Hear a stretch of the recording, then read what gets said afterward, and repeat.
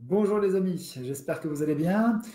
Je vous retrouve dans une nouvelle petite vidéo pour répondre aux questions de membres qui m'ont envoyé des mails. Et bien là, c'est Naïla qui m'a envoyé un mail pour que je puisse répondre à certaines de ces questions. Donc, pour ceux qui ne me connaissent pas encore, eh bien, je suis Jeanne Pietrement, je suis expert en création de microcrèches, je suis gérant également de 2 structures et j'ai pu rédiger des ouvrages en collaboration avec la BPI France, qui prouve mon expertise.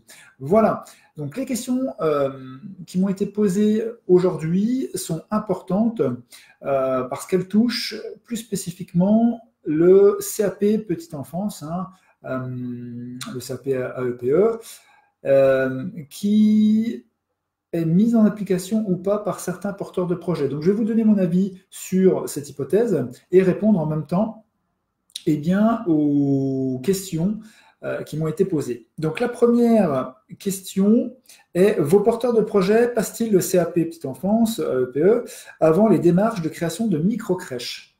Alors, c'est un conseil que je donne aux porteurs de projet qui souhaitent s'investir dans leurs projets, qui ne sont pas véritablement des investisseurs purs. À partir du moment où vous souhaitez vous investir complètement dans la création de votre microcrèche, il est toujours préférable de passer un CAP petite enfance, AEPE, pour par la suite, tout simplement pouvoir soit 2 choses. Si vous souhaitez être auprès des enfants, faire un mi-temps, c'est-à-dire à moitié auprès des enfants et à moitié en gérance, ce qui vous fait économiser un demi-poste au niveau des charges. Et en plus, cela vous permet de pouvoir vous rémunérer correctement. Voilà, à hauteur du SMIC sans problème, en étant à mi-temps auprès des enfants et à mi-temps à la gérance. Voilà, donc, est-ce qu'il faut le passer avant les démarches, avant de la création de la structure? Vous pouvez, étant donné que c'est sur les périodes scolaires, nous sommes bien d'accord, il faut vous inscrire avant octobre, il me semble, pour passer le diplôme au mois de juin. Donc, c'est chaque année. Vous ne pouvez pas vous inscrire en cours d'année. Donc, il faut prendre la décision, à savoir si, lorsque vous vous lancez dans la création de la structure, vous devez vous inscrire ou non en fonction de votre bien personnel et de vos connaissances. Moi, je recommande fortement à toutes les personnes qui souhaitent se lancer et qui souhaitent s'investir dans le projet de passer ce CAP petite enfance à distance, si possible, ou en passant par des organismes. Voilà, donc ça c'est important, si vous pouvez, faites-le. Ça engendre beaucoup de choses en termes de connaissances personnelles, en termes de management de votre future équipe, et en termes de remplacement au pied levé des employés qui sont susceptibles d'être absents pour X ou Y raison du jour au lendemain. Voilà. Deuxième question. S'ils passent pendant les démarches de création, peuvent-ils travailler auprès des enfants à l'ouverture de la structure, avec dérogation selon ce que vous me dites? Alors, effectivement, lorsque vous passez à un CAP petite enfance, lors de l'ouverture, vous n'avez peut-être pas ces 2 ans d'expérience professionnelle obligatoire pour travailler auprès des enfants. Donc, il va vous falloir tout simplement réaliser auprès de la PMI une demande de dérogation afin que la PMI vous accorde ou non, parce qu'elle peut refuser, le droit de travailler auprès des enfants malgré votre manque d'expérience professionnelle. Donc, vous n'aurez en tant qu'expérience professionnelle que les semaines de stage que vous allez réaliser, les 4 mois à peu près, je crois. Au-delà de ça, vous n'aurez pas d'autre expérience professionnelle. Donc, c'est la PMI qui va vous accorder ou non le droit de travailler auprès des enfants, étant donné que vous serez gérant de la structure et que vous avez ce CAP. Voilà, donc il faut impérativement faire cette demande auprès de la PMI pour obtenir cette dérogation.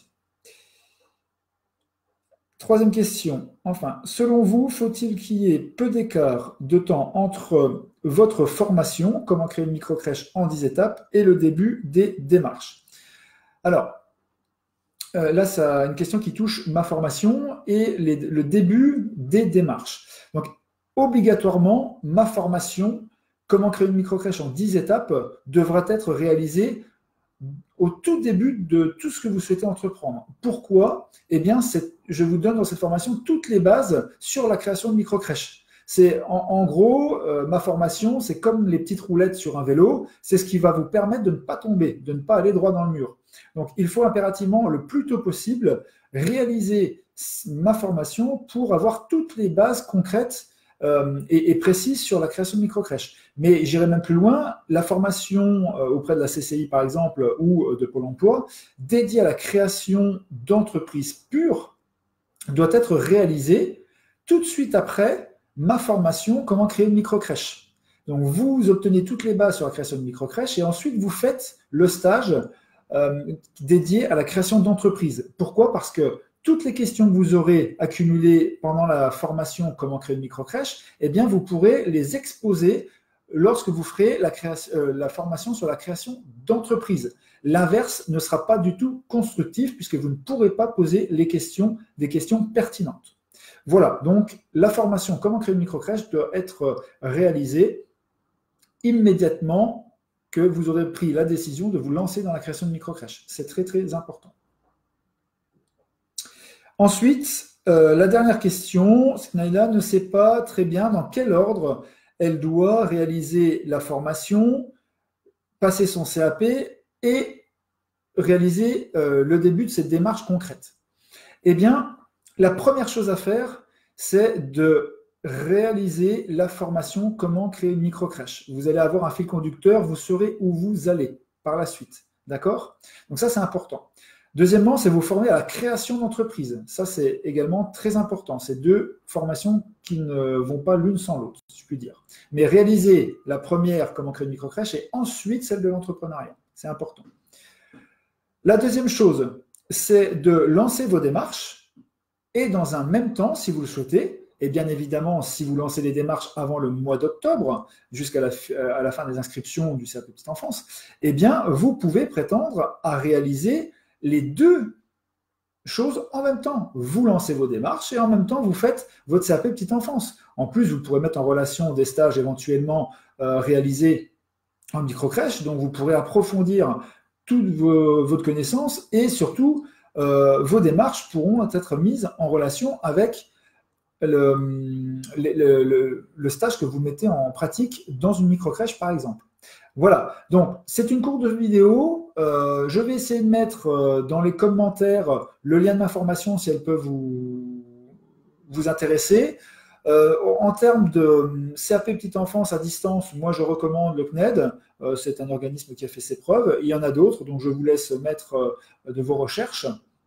Mais n'hésitez pas à vous concentrer également et à vous poser les bonnes questions sur ce CAP Petite Enfance et ce que vous souhaitez réellement faire par la suite. Et surtout, l'investissement que vous souhaitez avoir dans votre microcrèche lorsqu'elle sera ouverte. Voilà, j'espère que cette vidéo vous a plu. N'hésitez pas à la liker, n'hésitez pas à la partager, bien évidemment, pour qu'on soit toujours plus nombreux sur ma page et qu'on puisse échanger un maximum. N'hésitez pas à me suivre sur YouTube, Instagram, Twitter et sur mon site commentcréeuremicrocrèche.fr. Voilà, je vous souhaite bon courage dans toutes vos démarches. Je vous dis à très bientôt pour d'autres vidéos. Au revoir.